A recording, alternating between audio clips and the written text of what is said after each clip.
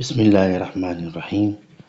Tunaendelea sehemu ya 11 ambayo ni martabatu thalithatun, ni martaba ya tatu. Martaba ya pili kwa ni iman, martaba ya tatu sasa na al-ihsan, wema, kindness. Anasema ruknu wahidun, ina nguzo moja, iweme na nguzo moja, wa huwa an ta'budu Allaha ka'annaka tarahu.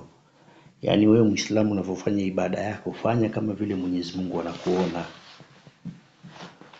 Fa in lam takun tarahu fa innahu yaraka. Kama wewe umuoni basi yeye anakuona. Ubudullaha, worship Allah as if you sees him, and if you do not sees him, he sees you. Kwa hiyo asma dalilu qawluhu ta'ala, na dalili ya Mwenyezi Mungu Subhanahu wa Ta'ala asma inna Allaha ma'al ladhina taqaw. Mwenyezi Mungu siku zote yuko pamoja na wenye kumuogopa, wenye kumcha.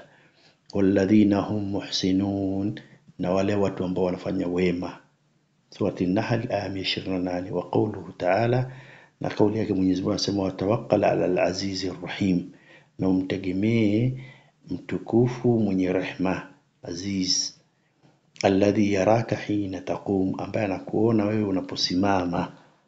Alladhi yaraka hina taqum, aidha hapa unaposimama wahdak fi salah au ma'al jamaa, unapokuwa peke yako umesimama kwenye swala ya furada au umesimama pamoja na masahaba. Wataqallubaka fi sajidin, na kadhalika pia anakuoneni hali yenu ya kugeuka geuka katika kusujudu. Makusudio yake anasema watakallubaka fi sajidin fi salati aljamaa, katika swala ya jamaa mkiwa katika hali ya qiyamu, mnaposimama, mnarukuu wa sujud wa julus, wa kadhalika ahwalu sahaba ridwanullahi alayhim ajma'in, wakifanya hayo yote. Kwa watakallubaka fi sajidin innahu huwa samiun alim, hakika ya Mwenyezi Mungu ni msikivu sana na mwenye elimu sana. Surati Ash-Shu'ara aya 217 mpaka 220. Wa qawluhu ta'ala wama takunu fi sha'n, Mwenyezi Mungu anamwambia Mtume Muhammad wama takunu fi sha'n, yani wala si katika mazingira yako wewe, wal qudra, ama uwezo wako wewe, wama tatlu minhu min al-Qur'an, wala kuwasomea kutoka kwenye hiyo Qur'an. Wala ta'maluna min amalin, wala huwezi kufanya katika matendo, illa kunna alaykum shuhuda, isipokuwa sisi tulikuwa ni mashahidi juu yenu au juu yako Muhammad.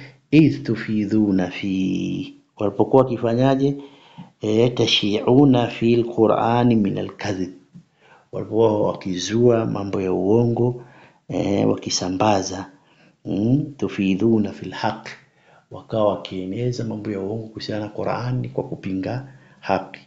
Wewe hujui, sisi kwa tunajua. Wama takunu fi sha'ni wama tatlu minhu, wala hukuwa mwenye kusomea kutoka kwenye hiyo Qur'ani, kutoka kwa wao hao watu, min al-Qur'ani, sehemu ya Qur'ani.